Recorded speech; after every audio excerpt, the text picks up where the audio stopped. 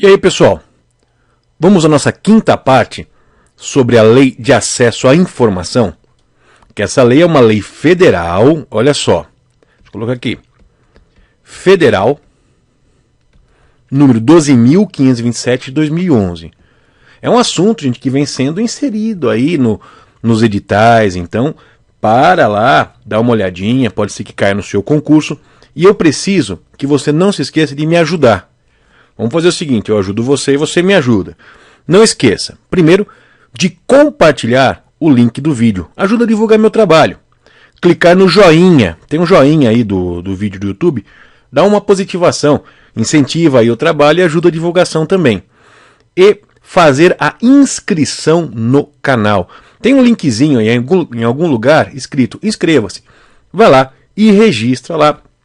É gratuito, é fácil e você passa a acompanhar todas as novidades aí. Por quê? Porque eu quero fazer essa lei inteirinha, colocar gratuitamente no YouTube, certo? E não se esqueça de entrar no meu blog, que está aqui embaixo, ó, professormarcomiguel.blogspot.com, beleza? Conto com a sua ajuda aí.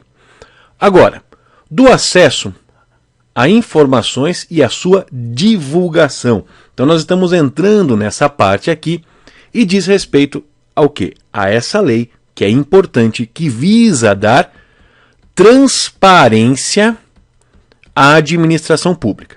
E fala assim: o acesso à informação compreende os direitos de obter, entre outros, essa informação é importante, orientação e informação. Olha só, orientação em que sentido?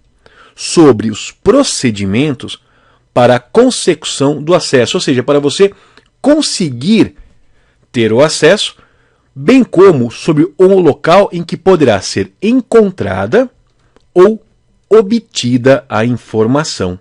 Então, vamos voltar aqui um pouquinho só. Olha que legal.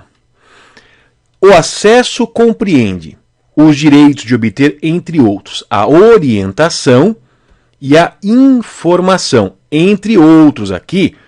Logo, esses direitos são exemplificativos, porque ele não esgota. Perfeito? Agora, nesse ponto, eu chamo muita atenção de vocês. Olha só, orientação. Orientação sobre o quê? Sobre os procedimentos para você conseguir o acesso, bem como o local em que poderá ser encontrada ou obtida a informação desejada. Perfeito! É uma orientação de como você vai chegar a essa informação. E agora, o outro direito é o de informação. Informação do quê? Informação contida em registros ou documentos produzidos ou acumulados por seus órgãos ou entidades, recolhidos ou não a arquivos públicos.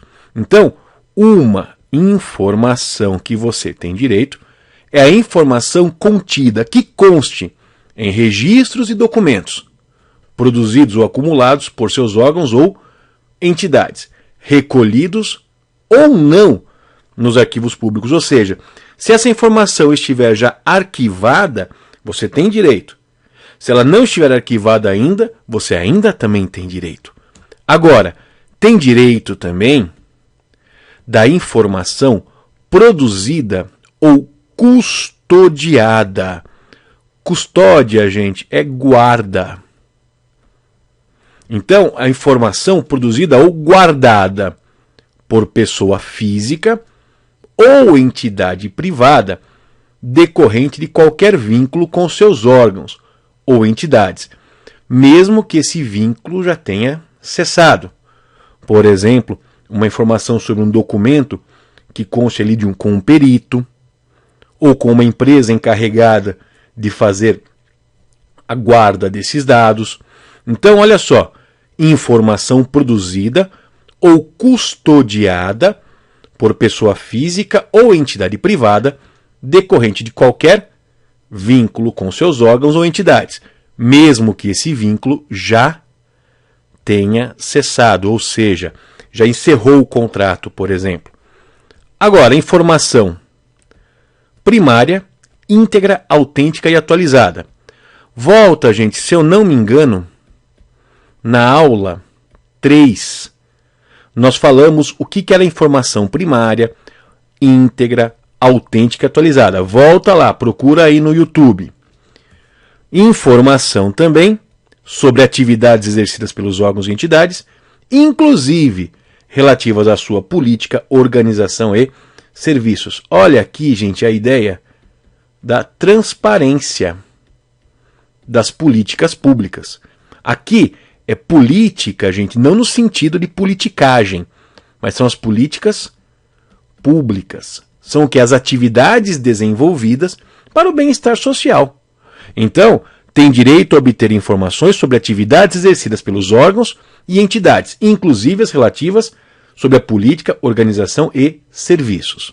E por fim, gente, também tem direito de informação pertinente à administração do patrimônio público, à utilização dos recursos públicos, licitação e contratos administrativos. Também, gente, visa dar transparência à administração pública. Então, olha só, essas informações aqui são os direitos que a pessoa tem. Quais são os dois direitos básicos? De receber orientação e de receber a informação. Então, muito cuidado. Volta depois e leiam todos esses itens de novo.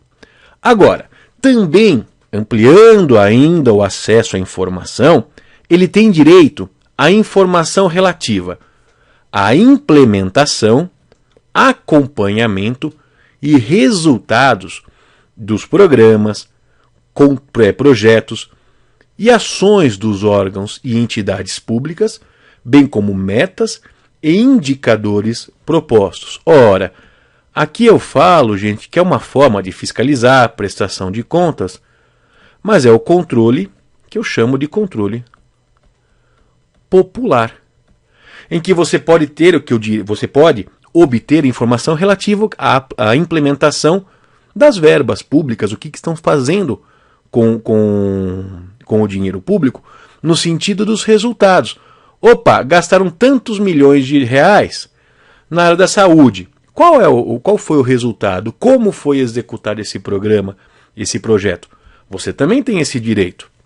E também, gente, informação relativa aos resultados de inspeções, auditorias, prestações e tomadas de contas realizadas pelos órgãos de controle interno e externo, incluindo prestações de contas relativas a exercícios anteriores.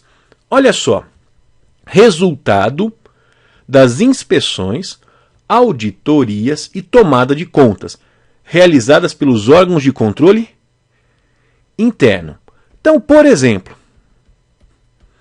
no Poder Executivo da União, Executivo Federal,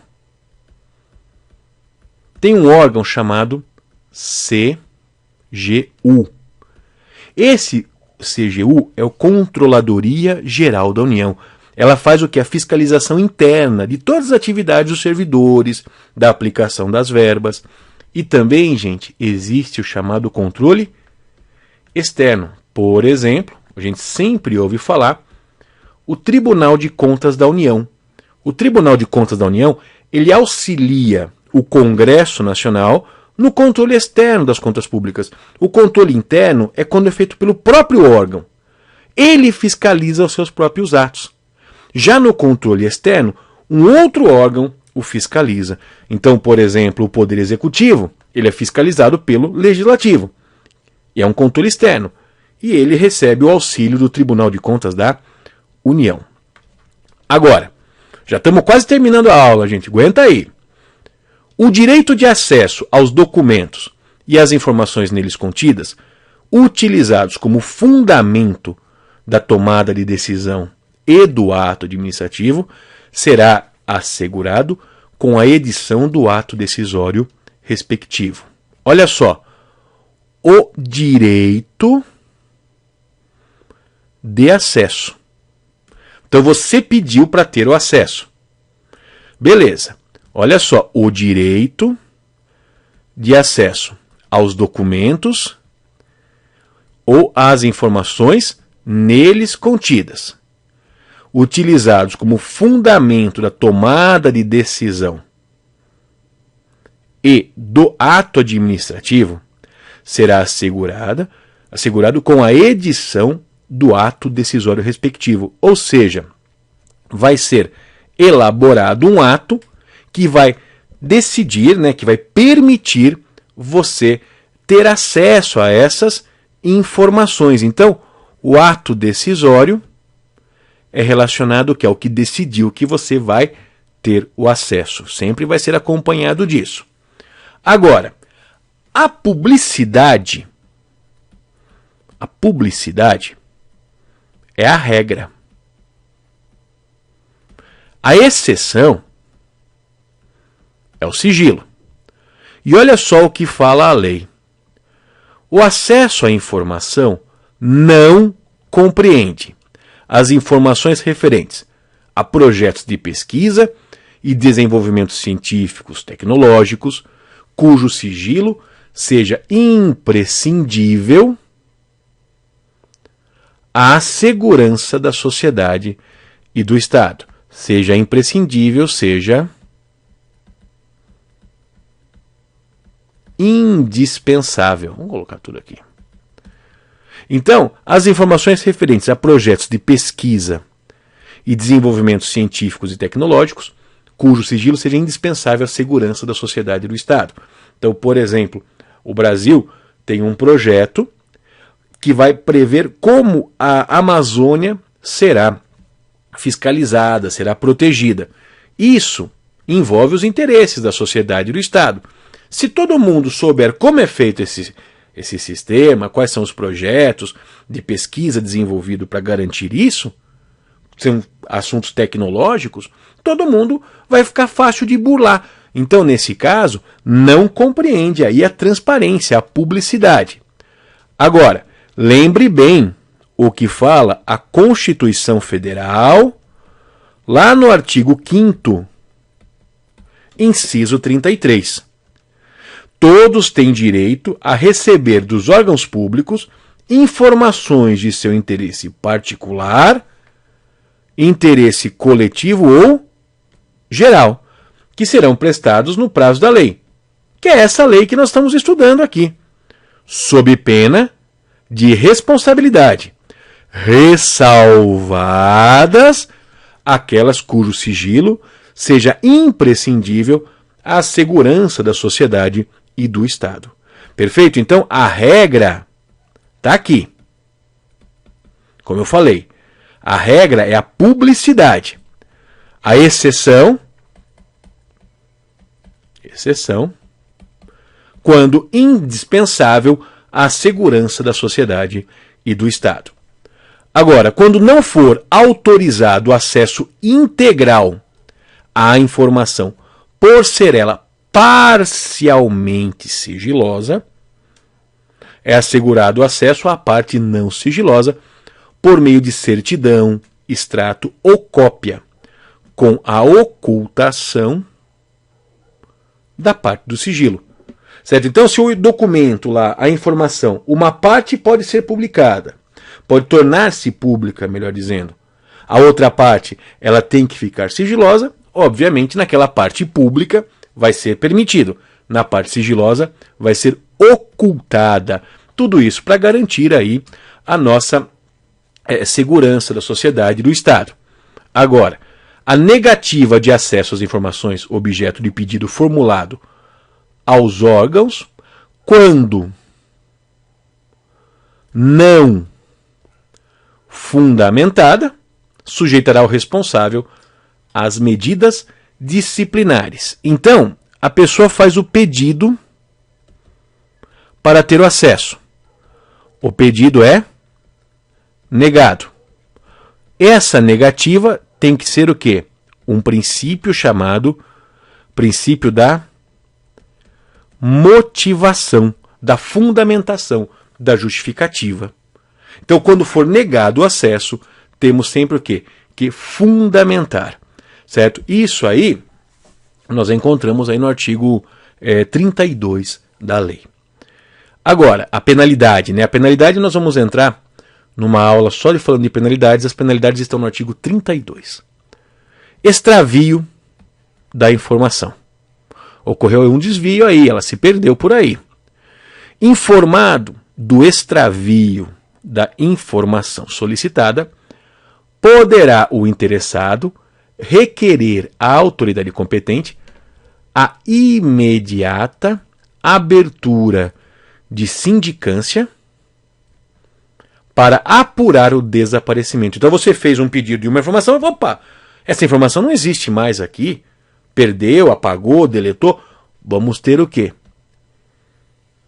Que apurar. Então o interessado poderá requerer à autoridade competente que seja feita uma sindicância, que é um procedimento para apurar o desaparecimento dessa informação, dessa documentação.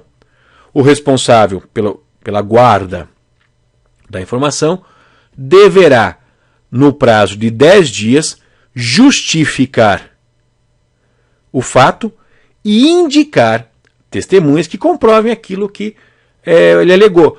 Teve uma invasão de hacker, apagaram as informações, não sei o que. Ele tem o quê? 10 dias para a justificativa. Guarde esse prazo, hein? Prazo é uma questão que sempre cai na prova. Nenhum problema, né, gente? Muito tranquilo aqui. Encerramos aqui a nossa aula e eu vou pedir novamente, se você chegou até aqui, provavelmente você tenha gostado aí do vídeo. Então não se esqueça de compartilhar o link, não se esqueça de clicar no joinha e também não se esqueça de fazer a inscrição no canal. Acesse o blog professormarcomiguel.blogspot.com e vocês vão ver lá um monte de coisa legal, certo? Dá uma força aí ajudando a divulgar o meu trabalho. Ok, pessoal? Um forte abraço, até a próxima.